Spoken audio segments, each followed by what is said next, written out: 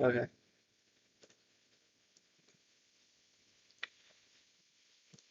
Good morning, fellas. How are you doing? This is Shahrukh Khan, not the actor, just the editor. And today we're gonna learn some Adobe Premiere Pro.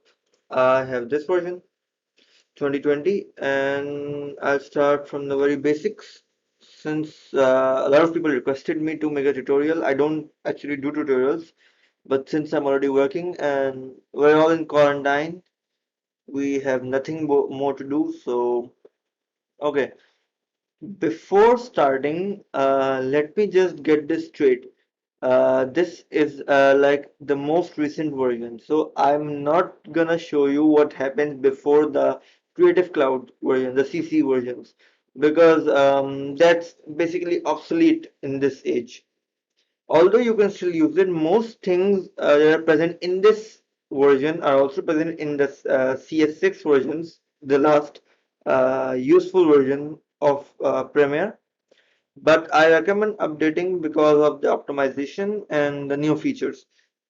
Okay, the 2020 version features a lot of motion graphics, templates, and a lot and more optimization. My personal experience that the 2019 version was not as optimized to Windows as 2020 is. So first thing first, I'm not gonna tell you how to open a project first. Just open this Premiere Pro screen. Okay, let me just restart the screen so you will know what's coming up.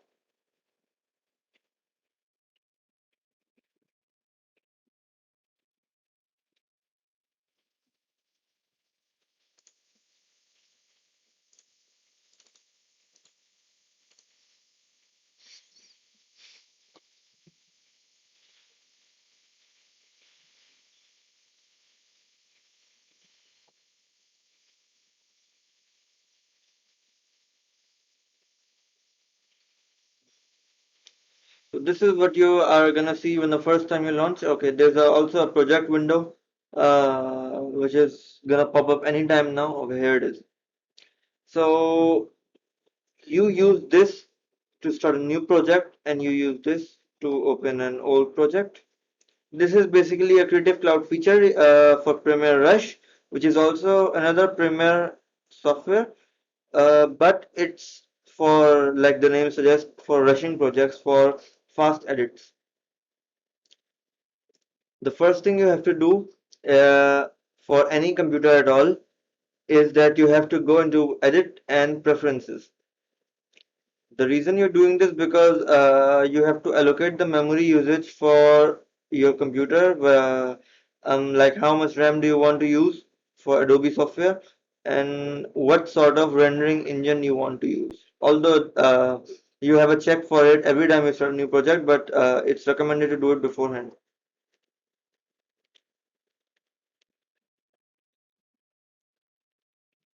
Okay.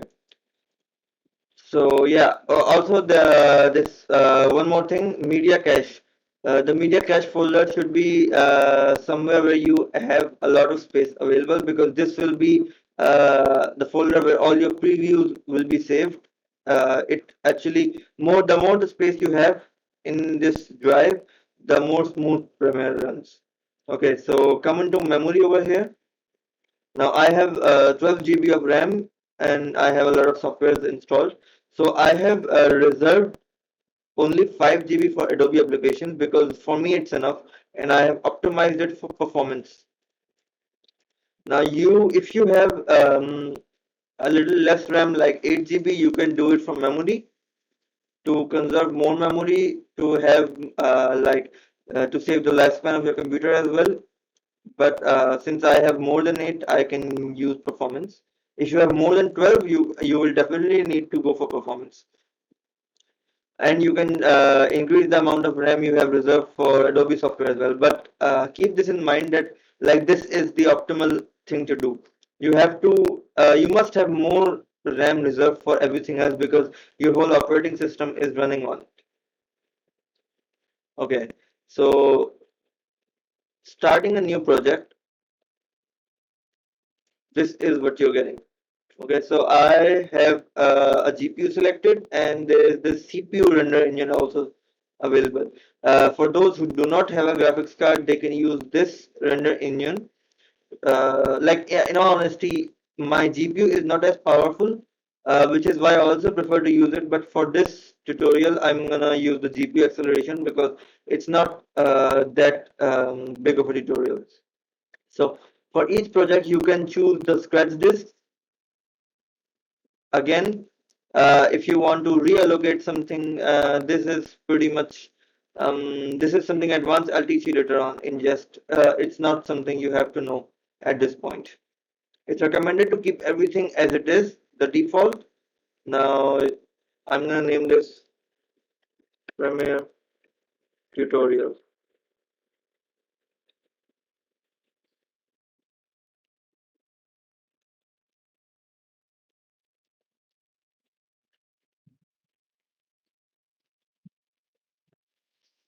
Okay, so I had a workspace open beforehand. So the first workspace you should know, the learning workspace is helpful if you want to dig in a bit more, but I suggest you jump right in. The first workspace, if you don't see this, you can just go to Window and reset to save layout, or simply just select all panel, etc., whatever it is. I personally like this workspace because it came default and it has everything I need to work with. So assembly. This is your project library. This is where all your files will appear. This is your media browser. You can just go into this. You can just browse from this tab to whatever file you want to open. Like for example, I have some files that are in my download folder. Now it is reading. Now my hard disk appears to be very slow at this point, which is why I don't like using this media browser. So here are all my files in my downloads folder. This is the video file. This is the video I want to use in my project. So I can right click and import. I can drag it over here to start a new sequence, but I'm not gonna do either right now because I'm telling you at first about the tabs available here. So this is the markers. This is when you double click a file to add some markers. So you can do a lot of things out here, but we're not doing anything right now. This is the audio clip mixer. When you have something available here, you can mix audio over here. This is library. This is for Creative Cloud only.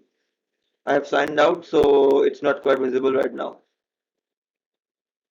This is your timeline. You have to create a sequence from here. Okay, I'll tell you about how to create a sequence later. These are your tools: the type tool, the hand tool, the pen tool, slip tool, razor tool, ripple edit tool, track select, forward tool, and selection tool. This is your timeline. This is where everything you edit will appear.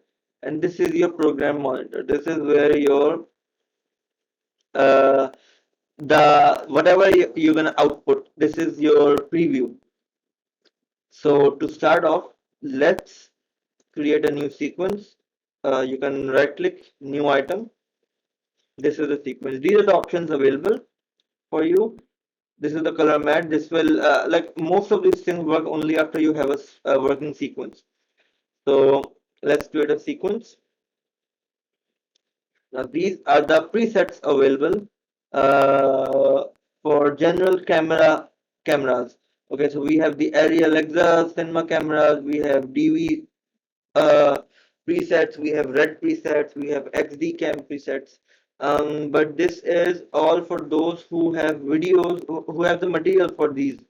Or for example, if you want the Arri preset, you want to edit in that particular preset, so that's something for preference. For now, we will go into settings, editing mode, and we're gonna scroll up and select custom. I'm gonna keep it to 23.976 frames per second because this is my drop frame preference, 24 FPS. My resolution is HD.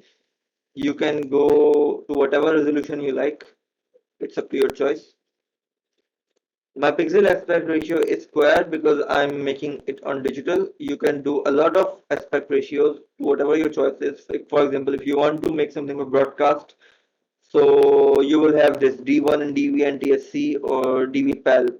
This will be your preference.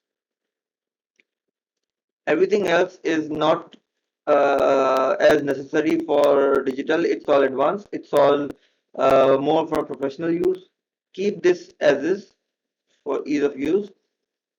The audio sample rate can be increased to your preference, but for now I'm fine with 48,000 Hertz. So, composite linear site. So you can just name this sequence.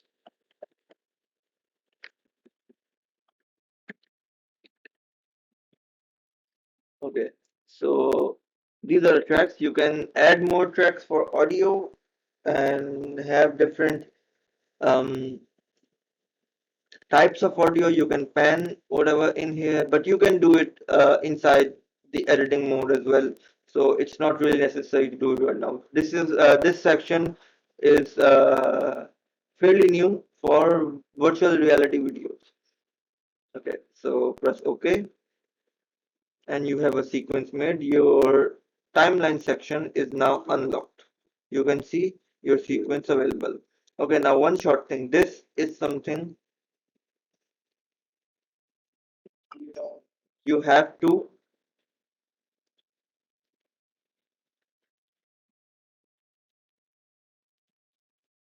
Okay, so this is something you have to know.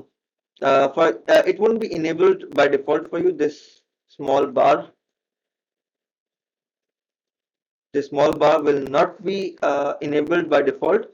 You have to enable it by clicking on this little hamburger, and work area bar.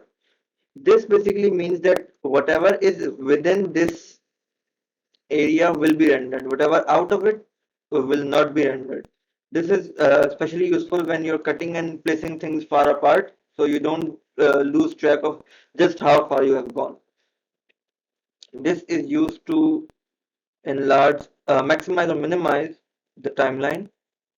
Whenever I'm assembling videos, I maximize it. Whenever I'm editing videos, I minimize it to know how much of a difference I'm making.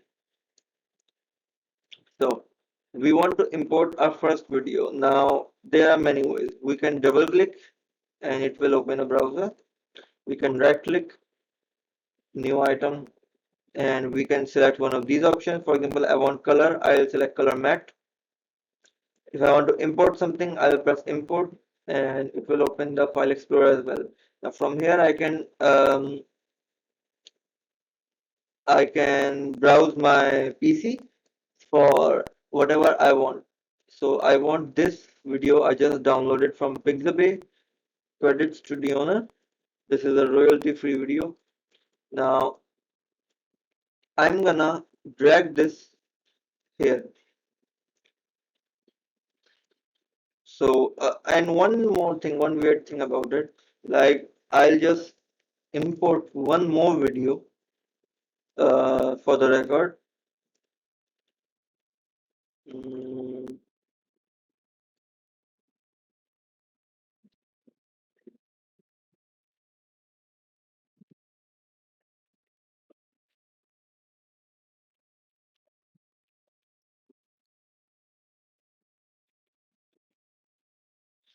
See, this video is a 4K video. This is my small animation I rendered around a week ago.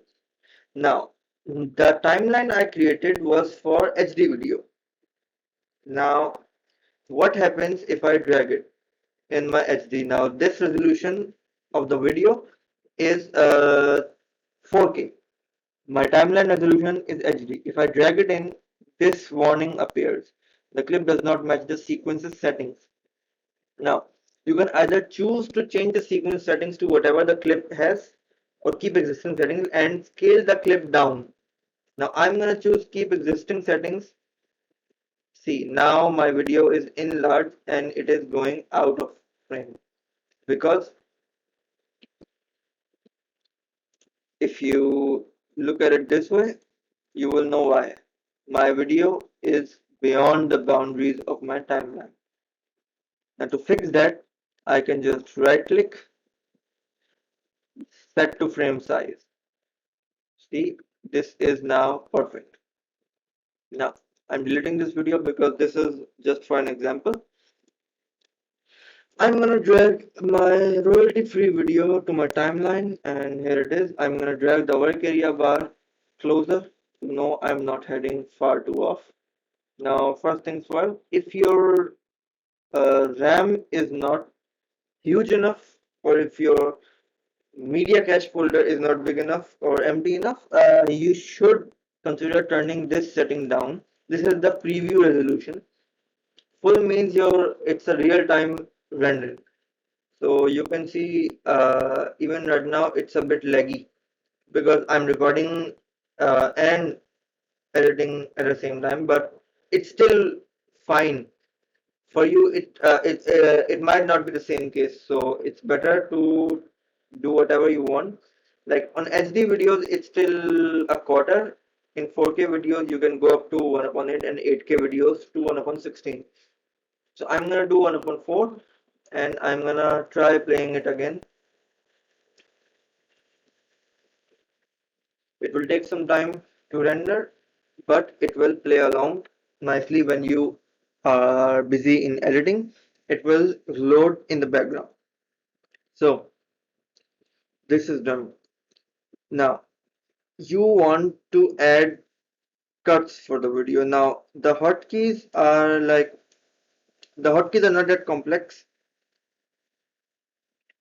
There are multiple ways to create a cut. Now first of all, I want a cut over here. Now I can either drag it from the start, but it will mean that I'm losing all the data that was before. This is a type of cut.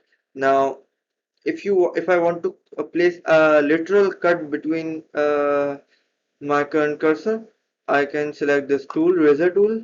The hotkey is C, and I can click on it. Now also you notice that if I click, you can see that I'm clicking a little. For example, I want this video to transition like till this point, and beyond this I want it all in a multi-screen display. Okay, now a split screen display. Now what am I gonna do? What I'm gonna do is I'm gonna press Control C, Control V, Control Control C, and I'm gonna paste it out here. I'm gonna drop it on top of this video. Now we have two piled up videos. Now what I'm gonna do out here, this is your project library, this is your sequence. So I can go into effects out here. So there's an effect called crop. I can add the crop effect to both videos for a split screen effect. Now I want a split screen where I have a line between these two. So the top video, I'm gonna crop from the right 51%. In the bottom video, I'm gonna crop from the left 51%. Here we have two videos running simultaneously from the middle. Now I have used the same video. You can use multiple videos like different videos. I will show you an example where I have done the same. Now this is I guess this is all that you need to know for the basics, because going any further from this point will be confusing for you, for me as well, because I'm teaching and I'm not actually that good at communication. So in the next video we will go into the further tabs, into audio, into motion graphics as well. Right now the project opening, the cuts, the importing, the exporting. We didn't do exporting. Now for example, this is your final video. I'm going to drag the work area bar to here. You want to import. Now there are ways to import. you can go to File, you can go to Edit. Okay, where did they move the setting? Okay, File, Export, and Media. This will open an export box. These are this will have all your settings. Now, alternatively, you can select this sequence sequence window and press Ctrl M. This will open the same window. You can see it's already showing a preview to render. Now, this is my output name, tutorial sequence, because that was the name of my sequence. Now, these are all the video formats. Now, H.264 Blu-ray is a very high quality format. You can use QuickTime format for the Apple codecs, which is also very high quality. H.264 is sufficient for our digital quality. AVI uncompressed, as the name suggests. Now, for now, we are going to H.264. In later tutorials, I will teach you how to use this format as well, which is a very high quality format, and I love using it. But it will take a toll on your hardware if it's not CPU rendering whenever I'm using this codec. You can just select export and it will export.